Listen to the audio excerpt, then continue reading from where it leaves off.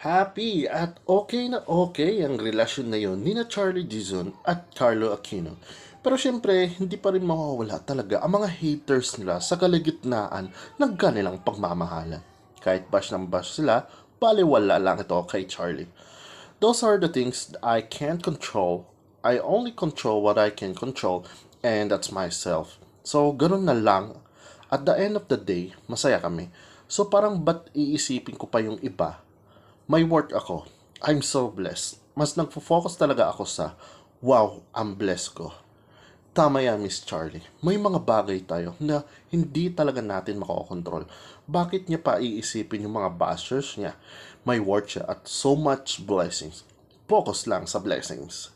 Sabi daw ni Charlie, kay Carlo niya lang daw na-experience kung ano talaga ang feeling ng pagkakaroon ng boyfriend.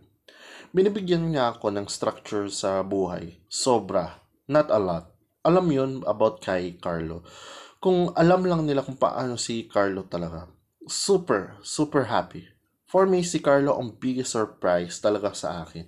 Kahit nung una, iwas na iwas ako. Before, parang hindi ko talaga ina-expect ang timing niya and all. Pero parang first time ko na feel na, bakit open ako na yun? Parang siya lang talaga rin yung nakagawa nun. Ayan yung sinasabi nila. Don't judge the book by its cover. Si Charlie mismo nagsabi niyan.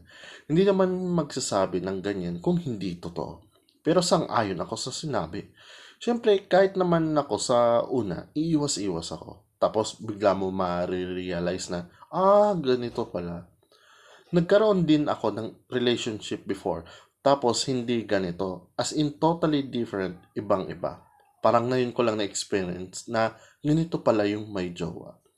At yan lang ang aking balita for today. Ako si JB, Showbiz Reporting.